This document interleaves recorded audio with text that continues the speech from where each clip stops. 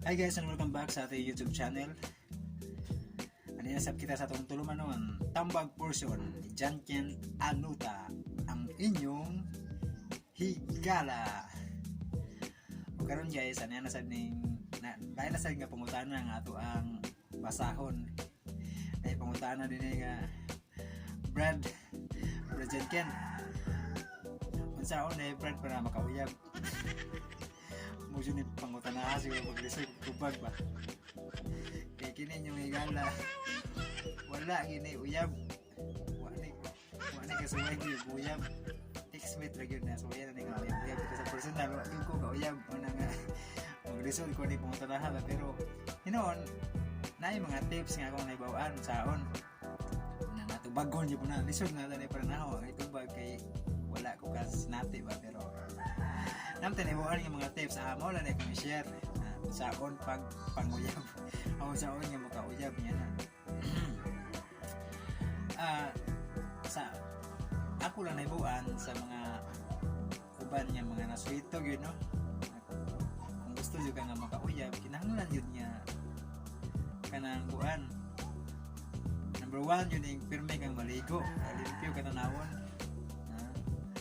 kinahanglan yun nga maligo ka kanunay ba at manon imong lawas kung pagka kasukag bungot dili man tanan babae ganahan og Mr. Suabe na may uban nga limpiada sa base limpiada ginagayo muna nga kinahanglan limpyuhan nya muna nga ligo limpyo sa lawas no nya kuan siyempre na may mga badge nga di ganahan og lalaki nga daghang bisyo so undangan nimo kanang mga bisyo nga way nunda sama nang palahubog kayo ka so sa mga bajiha ganahan nga sugot og palahubog kayo ka mabisita kang hubog mura sa kong video ba pero dili ba ko palahubog guys sa ako to video acting ba mo example to may bisita nga hubog no so wasog ta kay palahubog lagi na di po to siya palahubog man pero di lang kaingon mo nang umiinom siya huwag mamisita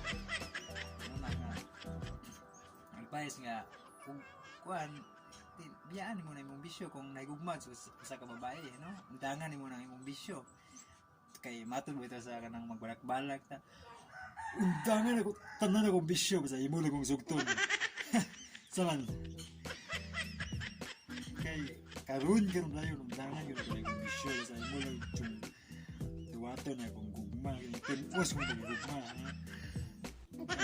ay lang tuwing nga hubog ko kaya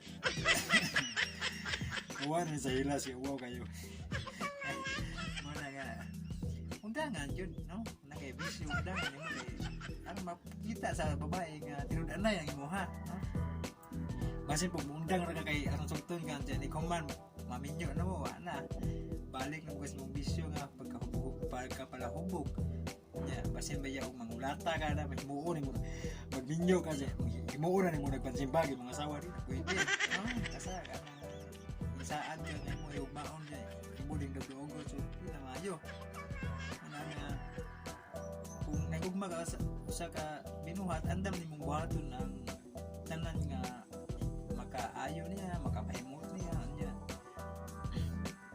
kuan pila po na mga tarong-tarong nga dili po kabinuangan kay orig namo pa uban niya sobra antod kayo ka demanding no uyab na sige pangayo nimo so mapobre ka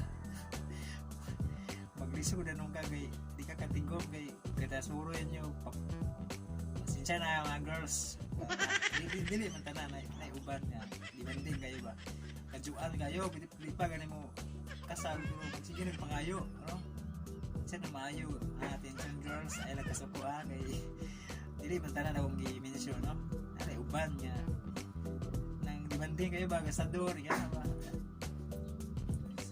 sa mga laki po niya kuan kinala po niya maning kamot kung tinarong ka ng kuan ba kanang mingon ka nga pakaslan di ka pakaslan yun di ka huwag mong sugton kunya pangutana diya nalagi kay tinigom basin ba yaw istorya ra ko tawag niya kaslan mo dyan kasal mo asa mo ka mangipon kasi mong ginikanan kay yung muli kay giandam kay Pinoyanan sayo na istoryahon na nga pakasalan, sayo na istoryahon na nga kasalta. Pero pangutan na ba kay tigo maandam, na kay baboy nga ihunon, na kay pondo. Kaya ang pagpakasal naman na igasto yun, naman kay lihukon yun, dindot man po din makasal kay na may blessing sa Ginoo, kaysa ipon-ipon lang ipon-ipon. So ang mitabuhan na gud ug di na sinabot mingon nga sa iyo na pagbulag. So sa ato pa way salig ang usag-usa kay una-una nila nga pakasal ta na di ta magsilabot magkabulag ra gyapon ta. So magwa sila salig sa kahom sa Ginoo sa nga ulahotay ang relasyon mo ito na sa relasyon kinahanglan din niya isentro si Kristo, isentro ang Ginoo kay aron mahimong lig-on ang relasyon. Sa usap ang mga pagsulay nga muhasmag sa kinabuhi kung nakasentro ang Ginoo, mao gid mohatag ninyo kalig-on aron mulahotay sa mga pagsulay. Kay og kanang nyana lang una-una ninyo nga magbulag mas maayo ni way kasalanan ditso bulag ngitag lain way kabilinggan. So dili maayo nga panglantaw, negative kayo nga panglantaw, dili sure ba, dili siguro nga siya nagyud kinahanglan yun nga mao ta nga ang uban maingon nga wife forever.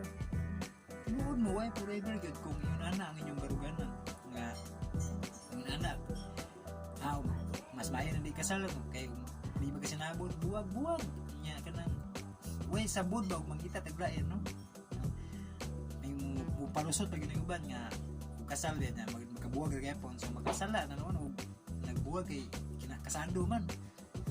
So mag kanang negative jud kay nga panglantaw panguna pero kung parehas mo duha nga ang iyong tan-aw yun nga may usa mo sa Ginoo mao na pinakanindot kay ang panalangin sa Ginoo inyong mangkon maangkon ninyo. Kaya nagdo na sa gingon sa mukunto ng Biblia kay aron kining mga nayuban kay mga tarungan magod nga kanang kuan lagi kuno ilaha yung gusto ilang masunod ba. Pero kaya nung mo sa katong ebanghelyo katong na ay gibitik si Kristo sa mga Pariseo. Mingon tong Pariseo nga magtutudlo, di ba naman sa balaod ni Moises nga kung ang usa ka bana gusto magigbulag siyang asawa, kinahanglan nga padalhan og sulat timaan sa pagpakigbulag. Giuyon man lang gito unsa may tubag ni Kristo. Misugot si Moises tungod kay mga gahi man kamog mga ulo, pero sa sinugdanan dili gayud kana mao. Kay ang gihiusa sa Dios dili na gyud mahimong pagabulagon sa tawo. So klaro kaayo nga di pwedeng bulagon ang hiusan na sa Dios.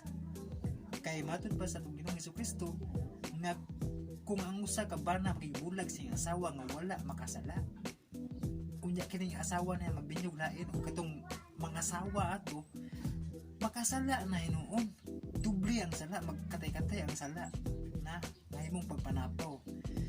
Una nga kinahanglan ta nga atong kuno to panganto ba positibo ba diha sa Ginoo. Balik ka sa isyu nga isyu pangutana nga pagpanguyab ni saylo tagumay pero i-advance na ako na mas maayo man yung mutanan na atin dahil ka ng advance mga tubag ba nya kung lagi to kung interesado ka na kay gusto ka nga makauyab mo na ibuhatan mo maayo na nga kanang kung nakadaan ba na kay tinigom na yan na nya dili ako tanan pa nga kanang ang kadakan mo yan wala nga kuan lang kinahanglan nga tinuod ka seryoso ka kay puro ka istorya wakas buhat kung mahimo mood an magsalig ang babae na puro ka istorya na way natuman ba so mitabuan na dahil nakauyan na mo dyan na kay puro kasaad pero wag siya natuman so nahinding bulag mo na ha natiman na to na kinahanglan yun niya